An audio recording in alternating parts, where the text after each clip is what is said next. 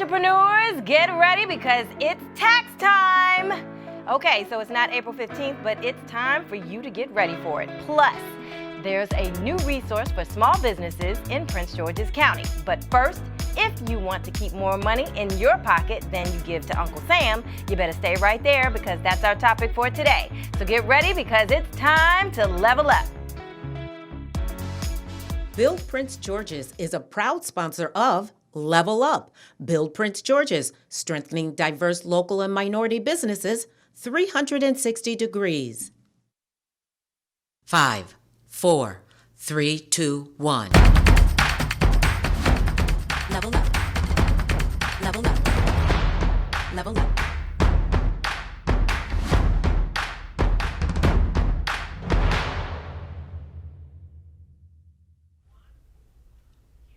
Hello, I'm Denise Roberts, and welcome to Level Up. Small business owners often wait until the last minute to start thinking about taxes. But let's not do that this year. I know it's not your favorite subject. It's not mine either. But come on, let's get a jump on tax season so that you can save some money at the end of the year. I don't think it's any secret that Uncle Sam has no problem being in your pockets. Getting an early start to your taxes can help you minimize your tax burden, increase deductions, and avoid the end of the year scramble. Joining me today to talk taxes is Benjamin Copeland, President and CEO of Copeland Financial Group Incorporated. Welcome to the show. Thank you, Denise, for having me. So, you are an EA, I hear. Yes. Okay, so tell me what an EA, what does that mean? I get that question all the time. Okay. An EA is very similar to a CPA. Okay. With the exception is our specialty is just taxes. And we are licensed to be able to practice before the IRS and in the court systems to represent clients as it pertains to any kind of tax problems that they may be having. Okay, so if I'm a small business owner, am I hiring an EA? You hire an EA or you can hire an attorney, and you have some CPAs that can represent you as well. But from a tax specialization, this is what we do.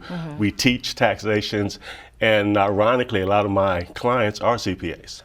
Okay, so you represent CPAs. So you're the person that people come to when you're already in trouble with the IRS? Or? Yeah, that and or when you're starting a business, hopefully, Okay. to get your structure set up properly and to try to make you as tax efficient as possible. Okay, so let's talk about that, setting up your business.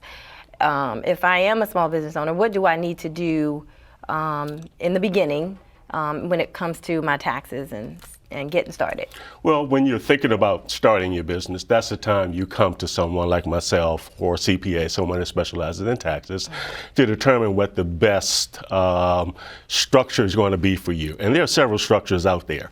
Depending upon what you do for services, what you sell, there's one that may be more efficient for you than the other. Basically, what I find is a lot of people put the cart before the horse. They go out there, they get incorporated a lot of times with these online incorporation companies, and then they come to me. And in most cases, they've set themselves up wrong. Okay, so what should they do? Well, they should come to me. And we talk basically what they want to do. Okay. You know, they don't have a business plan. I encourage them to have a business plan. Understand what they're going to be selling, what services they're going to be offering, and then we can talk about, at that point, how to set their businesses up. Okay, so can you talk to me a little bit about the different forms or the different ways that you set your business up? What's the difference between the two, an LLC, a S Corp, or, you know, how do I know which way I should set my business up? Well, the most simplest form is being a sole proprietor. And as a sole proprietor, you don't necessarily have to go through the process of applying for a business tax ID number. You can just use your Social Security number to start your business up and running. And you don't have all the legalities and the requirements that a corporation that has to go through that process to get. Then there is that single member limited liability company where it's just one person in that business. Then you go to your multi-level LLC. That's where you have a number of members of that corporation. Then you're pretty much looked at as a partnership. So you can elect to be a partnership or as a multi-member LLC filing that partnership tax return. You have your S corporation. That's basically where you structure yourself as an S Corp, and you can do things in the S Corp that you can't do in a partnership and the other structures I mentioned before. And then you have your C Corporation. The big difference between all of them is the C Corporation typically is taxed twice. Okay. You're taxed at the corporate level, but then you're also taxed again as an individual level. Sounds complicated. It could be. Okay. Okay, so let's talk back. Let's go back down to the small business owners, where a lot of them are sole proprietors, a lot of them are LLCs or single member LLCs, as you spoke of. How do I save money with my taxes as an LLC? Well, your books and records are key. Okay. And that's what I run into with a lot of clients is they don't know their numbers. You have to know your numbers in order to determine what your potential tax liability would be or could be. So by tracking your numbers, you know your revenue streams, you know your expenses, and typically if you offset your revenue with your expenses, that kind of identifies for you what your potential tax liability is. My job at that point is to make sure it's efficient, make sure everything is being tracked properly. You should have some sort of bookkeeping software so everything is categorized as it should be categorized, because there are tax implications on each classification of your expenses and or your income. So that's where I come in and help you with that classification and determine whether you pay estimated taxes or if you're in an entity where you're allowed to pay yourself a salary, whether you're withholding enough taxes. Okay. Are there some new laws now in place, you know, that are affecting small business owners? Absolutely. We've probably had the biggest tax legislation to come down the pipe since the last 30 years. We had this new tax cut job creation bill that was implemented in 2018.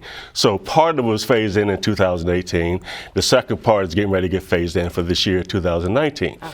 The big piece there that's impacting us is changing the due dates of when certain tax returns are due.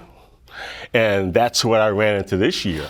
Typically, a S Corp would typically be required to file by March 15th. They switched that, by April 15th, they switched that to March 15th. The C Corp used to be March 15th, they switched that to April 15th. So it really got confusing, and if you're filing an extension, those dates changed as well. So that was the big confusion that a lot of people ran into this year. Okay, so, well, are there some laws that small businesses can benefit from now that they couldn't benefit from before? Yeah, there's this new deduction called your qualified benefit deduction where now you get a 20% credit to reduce your taxable income. Now, if you qualify as a qualified business entity, you get that right now. And then now there are certain things that you can deduct. Your alternative minimum taxes have been changed to where now they don't kick in as soon as they used to. That threshold has been increased. So what's an alternative minimum tax? Well, it's what we call in the industry a wealth tax. Okay. If you make too much money, typically, rather than using the standard table, they're using another table to determine how much you need to pay your equivalent share of taxes. Okay. See, this all sounds like a whole bunch of technical talk to me, like it's a foreign language, right? So, let's just talk about what some of the small business owners can deduct. Can they write off? You know, is there anything new that they can write off now that they couldn't write off before? Well, there's not a lot new. They've gone in and restricted what you can write off, i.e. entertainment costs. Typically, you can write off meals, entertainment, and those types of expenses before. So when they first came out with the legislation, you couldn't write any of that off under this new law. And what is entertainment? If you take someone, say, to a baseball game or some sort of event, the tickets and that whole event typically used to be able to be deductible. And when they first came out, they said none of that could be deductible. Then they came back after a lot of, complaining and said, okay, we will take the entertainment off the table, but now you can deduct your meals. Okay. Anything else that they can't deduct? That they can't deduct? Yes. Pretty much everything else is there. The same. That you can deduct. Can you talk about what determines if a business is a hobby or a business? Well, because and let me just say, because say for example, I mean, I'm a photographer, and I used to do more of that work throughout the year, but then things changed, and I don't focus on my photography as much. But I still would like it to be a business, but I haven't been able to focus on it. Do they consider that a hobby? Well, it depends. If you are structured, you have business cards, you have a website, you're charging a fee, you're advertising yourself out there as a business person. Typically, they will look at that. Okay. If you are not making any income, you're constantly losing money, and typically they look at a 3-year trend. So over 3 years, IRS will look back and say, wait a minute, you know, this person's not trying to make money as a business owner. They're taking a passion, and they're just getting the benefit of tax deduction as business owners. So that's not a business, that's a hobby. Okay. What's the difference between a simplified and standard home office deduction? Well, that's relatively new, but that didn't get impacted in this legislation. Years ago, you could go in and have a home office because most small businesses start out in their home. So if you have a room in your office that is dedicated to doing business, you take the full square footage of your house, and then you take the square footage of that office space, and that percentage is what you can deduct at all your home office expenses. And that's where a lot of people were getting in trouble because they would take a home office and they would do multiple things in that home office, and the IRS would disallow it. Simplify. Are they checking? Are they coming? Yeah, I've been on several audits where they've actually come out, measured it, looked in that office. I remember one I went on, person had a treadmill in their office, and they disallowed the office because they said this is mixed use. So they were running into so much of that. IRS says, look, we'll give you $1,500. To cover all your home office expenses, and whether that you don't have to provide us any proof, any documentation to support that home office, and also it doesn't impact the basis of your house when you go to sell it. So if the other way, if you feel you're going to get a better deduction, that's got to also factor in when you sell your house. That adjusts the basis of your house and could cause you some capital gains. Okay, now again, you just went over my head with that technical speak. Right. What does that mean? Well, it's more involved when you take a full-fledged home office.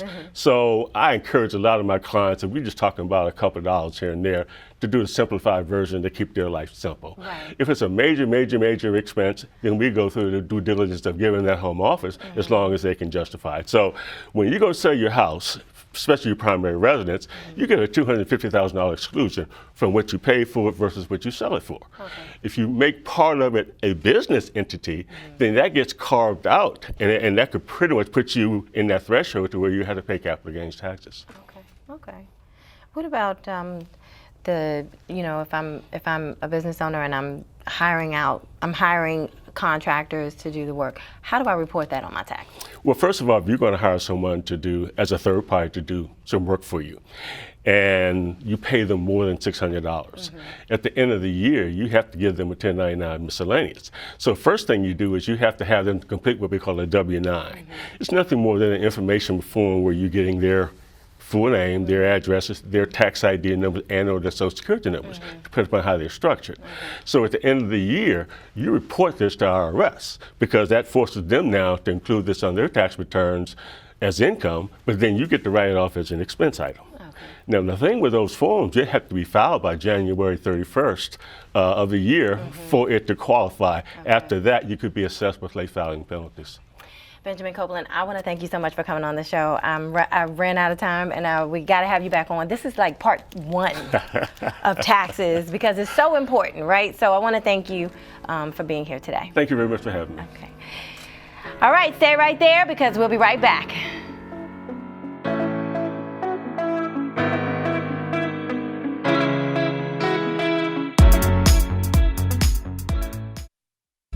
Nearly 90% of people living in the world who suffer from blindness live in developing countries. But more than 75% of those suffering could see again with your help. See International goes to over 40 countries every year, restoring vision and establishing sustainable clinics that continue providing eye care for years. To help, visit See International at seeintl.org.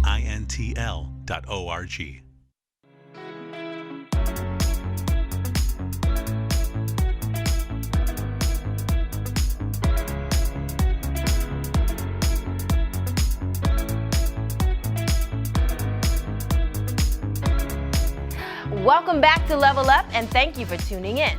So, there's a new show in town. Well, a new resource for small business owners. And here to talk about it is my next guest, Darryl Barnes, delegate for the 25th Legislative District in Maryland, and he just started a new organization for business owners. Thank you so much for being here. Thank you. So, you just started a new organization. Why don't you tell us about it? So we started the Bi-County Business Roundtable. It actually was started in January of this year. Okay. It's a membership-based organization. To date, we have a little over 100 members.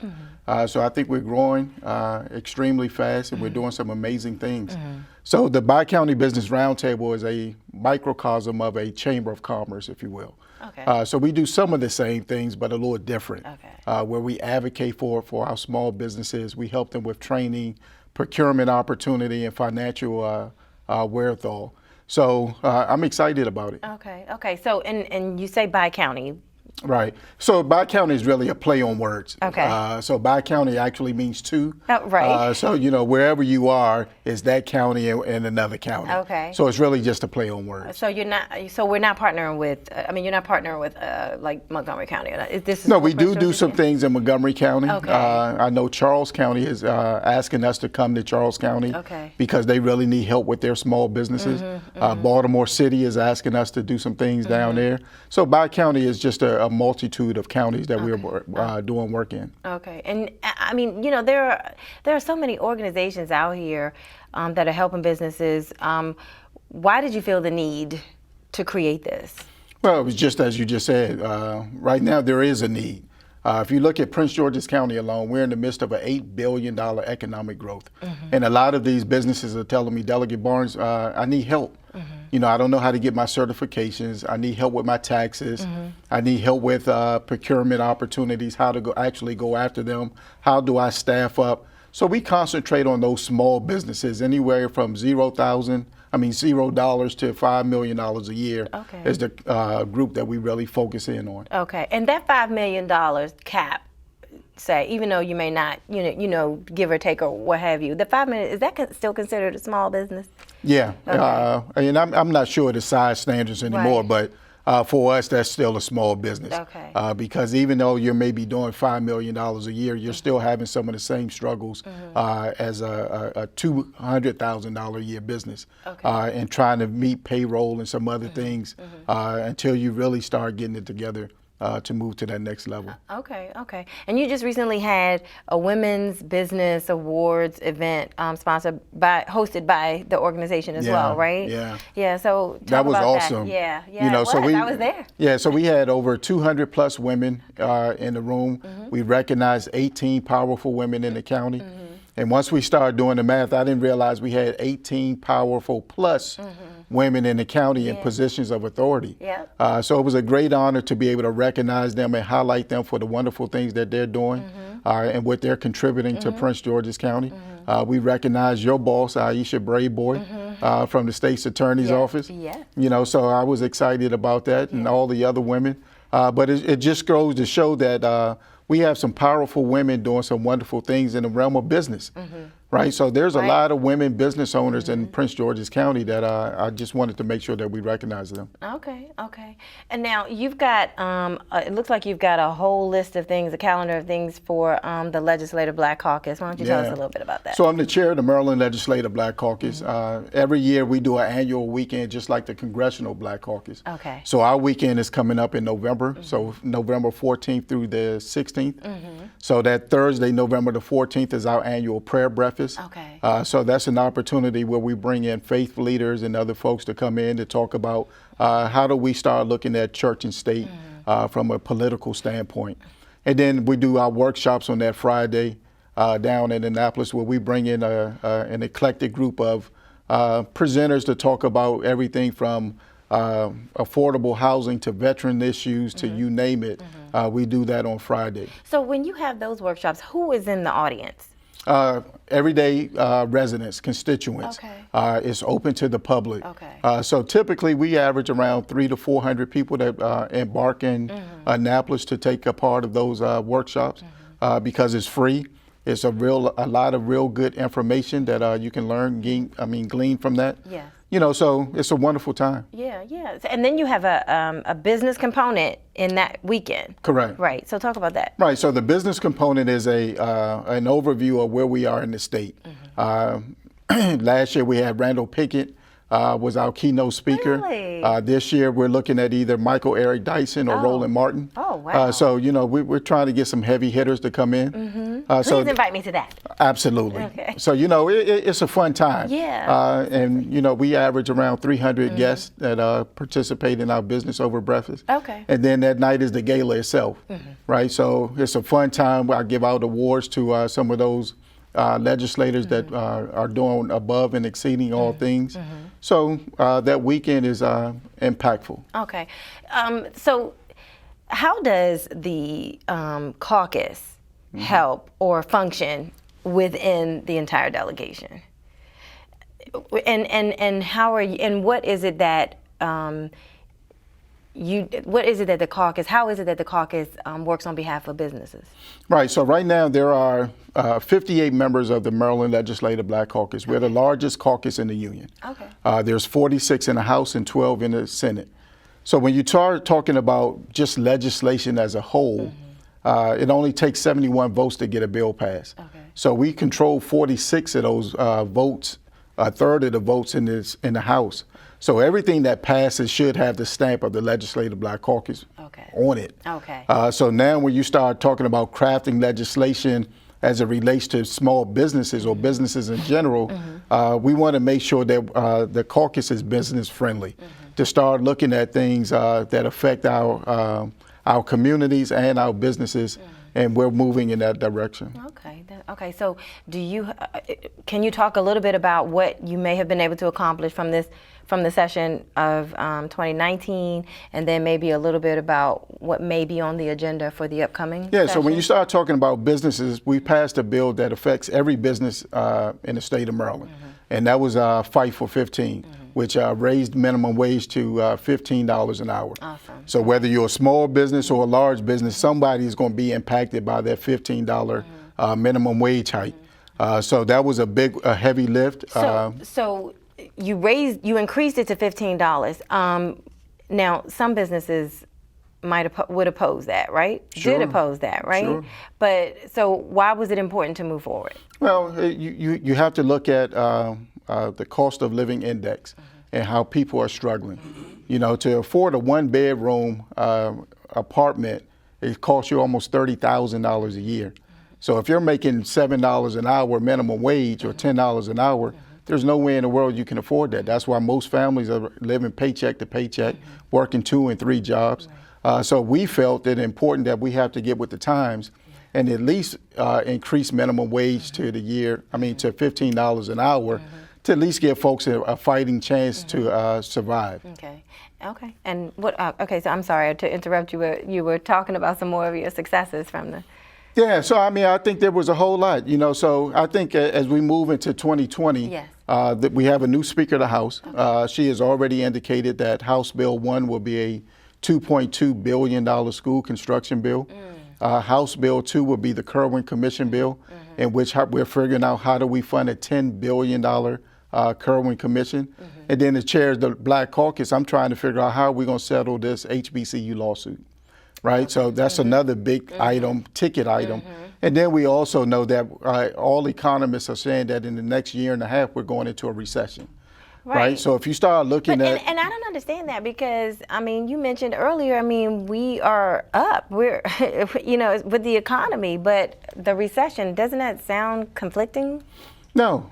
So you have to look at everything that goes up at some point has to come down. Sure. And right now, the economy is doing well.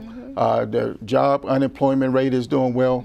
So just like anything else, you're going to hit a bubble and it's going to start coming down. If you start looking at all the things that's happening at the federal level, from the bombing of Saudi Arabia and the oil fields, which affects our gas prices, to other things that affect what's going on. You look at the things that the President of the United States is spewing out of his mouth every day that also affects our economy. So we have to look at all of those things. And then you have to look at right here in the state of Maryland, where we haven't raised taxes in the last 6 years.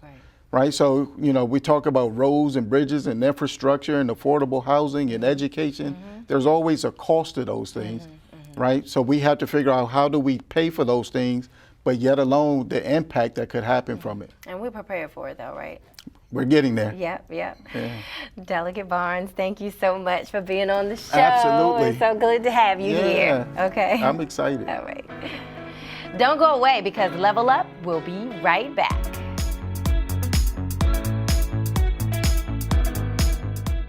Operation Wonder Park is a go! There's nothing more powerful than imagination. Honey, have you seen my cell phone? But don't just imagine. My park came to life? Ooh, a plot twist. Use STEM to build, create, She did it. and change the world. Who's with me? I'm more of a 2 feet on the ground kind of guy. It's gonna hurt tomorrow. If she can STEM, so can you. Find out more at She Can STEM.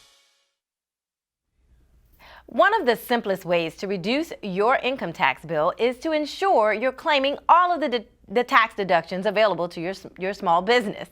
Below you'll find a list of a few income tax deductions commonly available to sole proprietors and businesses that are organized as partnerships or limited liability companies, courtesy of smallbiztrends.com. Number 1, car and truck expenses. Most small businesses use a vehicle such as a car, a light truck, or van. The cost of operating the vehicle for business is deductible only if there are required records to prove business usage. However, the need to keep records of these costs is eliminated if you rely on the IRS standard mileage rate, currently set at 58 cents per mile. Number 2, salaries and wages. Payments to employees, including salaries, wages, bonuses, commissions, fringe benefits, they're all deductible business expenses for the business. Of course, payments to sole proprietors, partners, and LLC members are not wages, therefore not deductible business expenses because these owners aren't employees. Next, many small businesses use freelancers or independent contractors to meet their labor needs. The cost of such contract labor is deductible. Be sure to issue a 1099 form to any contractor receiving $600 or more from you during the year. Number 4, now, the cost of items used in a business like cleaning supplies for a cleaning service or postage are fully deductible business expenses. In some cases, you can deduct the cost of tangible property like tablets or vacuum cleaners rather than depreciating. The items are treated as non-incidental materials and supplies. And finally, ain't nothing going on but the rent. The cost of renting space in office boutique, storefront, factory, or other type of facility is fully deductible. Now, these are just a few deductions, but there are so many more, so make sure you check with a tax professional to find out what else you can write off. And keep the money in your pocket. And that's our show for today. Again, I want to thank my guests, Benjamin Copeland and Delegate Darryl Barnes. This show and previous episodes are posted on our YouTube channel, Level Up CTV. So make sure you go out there and hit that subscribe button. Also, join our small business club for a chance to showcase your business on this show. Send an email with the link to your company website to levelup@pgctv.org. If you would like to see your business on this show, take a selfie. That's a picture of you and your business, but it has to be a selfie. Send it to me on Twitter @Denise G. Roberts. And be sure to use the hashtag #LevelUpSelfie. Level Up is proudly sponsored by Build Prince George's. I'm Denise Roberts, your host, and I will see you next time on Level Up, where we are strictly business.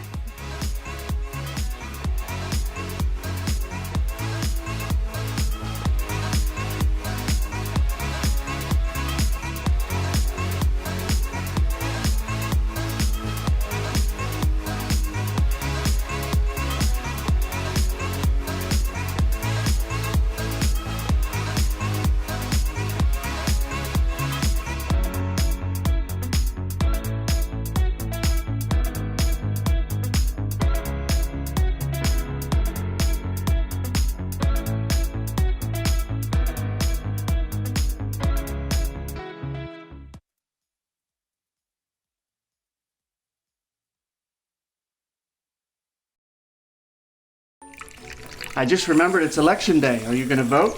I don't know. I don't think I'll have time today. Millions of eligible voters in America never make it to the polls or even register to vote. When you don't vote, you're letting other people make decisions for you and pick the things your taxes will pay for. Voting is more than a civic duty. It gives you a voice about the priorities and the future of your community and our nation. Register to vote today. Voting gives you a seat at the table.